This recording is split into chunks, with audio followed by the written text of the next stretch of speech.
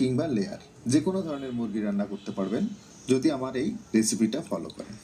আসসালামু আলাইকুম প্রিয় দর্শক, আশা করি আপনারা সবাই অনেক ভালো আছেন। নিশ্চয়ই বুঝতে পারছেন আজকে আমি করে দেখাবো মুরগির মাংস রান্না। ঈদ স্পেশাল এই মুরগির মাংস রান্নাটা আমি খুব সহজভাবে আপনাদের করে দেখিয়েছি। আশা করব রেসিপিটা আপনাদের অনেক ভালো লাগবে। রেসিপির শুরুতেই মশলাটাকে তৈরি করে নিব আমরা। আর এর জন্য একটা বাটিতে 1/2 টেবিল চামচ গোলমরিচ নিয়ে নিচ্ছি। দিচ্ছি 5-6টা লবঙ্গ, 5-6টা এলাচ দিয়ে দিচ্ছি। দিচ্ছি একটা কালো এলাচ,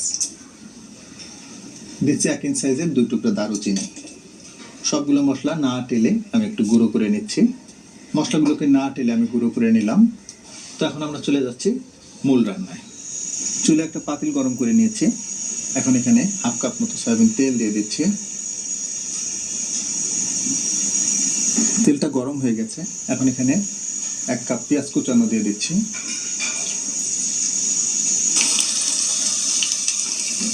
পেঁয়াজগুলোকে একটু হালকা ব্রাউন করে ভেজে নিতে হবে।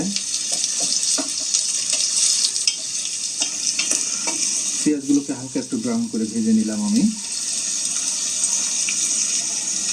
এখন এখানে দিয়ে দিচ্ছি 1 টেবিল চামচ রসুন বাটা এবং 1 টেবিল চামচ আদা বাটা।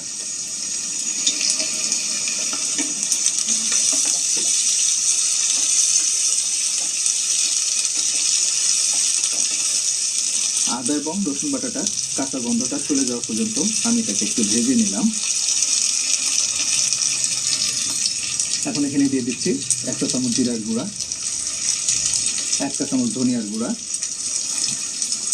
1 টেবিল চামচ হলুদের গুঁড়া এবং 1.5 টেবিল চামচ শুকনো মরিচের গুঁড়া।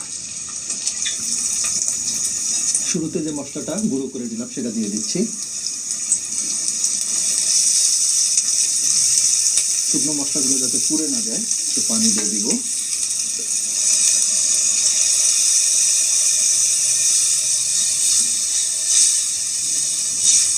হাফ কাপ মতো পানি দিয়ে দিলাম। এখন এখানে দিয়ে দিচ্ছি পরিমাণ মতো লবণ। আমি 1.5 টেবিল চামচ মতো লবণ দিয়ে দিলাম। লবণটা আপনারা আপনাদের স্বাদ মতো অ্যাডজাস্ট করে নেবেন। মশলাটাকে খুব ভালোভাবে কষিয়ে নিতে হবে। তো আমি ঢাকনাটা লাগিয়ে দিচ্ছি। মিডিয়াম হিটে মশলাগুলোকে 3-4 মিনিট মতো আমরা কষিয়ে নেব। মশলাগুলোকে মিডিয়াম হিটে 3-4 মিনিট মতো আমি কষিয়ে নিলাম।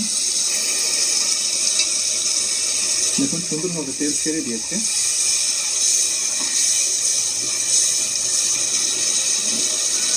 এই সময়টায় আমি দুটো মশলা অ্যাড করব। ছোট্ট 1 টুকরা বস এবং 2টো তেজপাতা। মুরগিটা দিয়ে দিচ্ছি। আমি এখানে লেয়ার মুরগি ব্যবহার করছি। আপনারা চাইলে এটা ব্রয়লার, দেশি কিংবা কক মুরগিও ব্যবহার করতে পারবেন।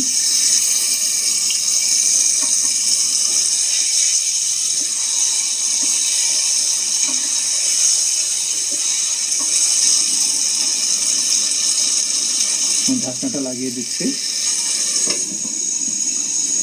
মিডিয়াম হিটে মাংসটাকে 8-10 মিনিট আমি রান্না করে নেব। মিডিয়াম হিটে মুরগির মাংসটাকে প্রায় 8-10 মিনিট মতো আমি রান্না করে নিলাম। দেখুন মাংসটাতে কিন্তু অনেকটাই পানি ছেড়ে দিয়েছে। একটু ভালো করে নেড়ে দিতে হবে। তো আমি ঢাকনাটা আবার লাগিয়ে দিচ্ছি। এই পর্যায়ে চুলার তাপটাকে মিডিয়াম এবং লোয়ের মাঝামাঝিতে নিয়ে আসবো। আর মাংসটা থেকে তেল ছেড়ে না দেওয়া পর্যন্ত মাংসটাকে রান্না করে নেব। মিডিয়াম লো হিটে মুরগির মাংসটাকে প্রায় 20 মিনিট মতো আমি রান্না করে নিয়েছি। তবে অফ ক্যামেরায় কিন্তু আমি 2বার করে মাংসটা নেড়ে দিয়েছি যাতে তলায় না লেগে যায়। আর একটু দেখুন, যেমনটা বলতেছিলাম মাংসটা তেল ছেড়ে না দেওয়া পর্যন্ত আমরা রান্না করে নিব। আমি প্রায় 20 মিনিট মতো মিডিয়াম লো হিটে রান্না করে নেওয়ার পরে এইভাবে তেল ছেড়ে দিয়েছে। দেখুন অলরেডি খুবই চমৎকার একটা লুক চলে আসছে। তো মাংসটাকে ভালোভাবে কুক করে নিতে হবে। এই জায়গাটায় চেক করে দেখবেন কতটুকু সিদ্ধ হলো। সিদ্ধর ধরন অনুযায়ী মুরগির মাংসটাতে পানি অ্যাড করবেন।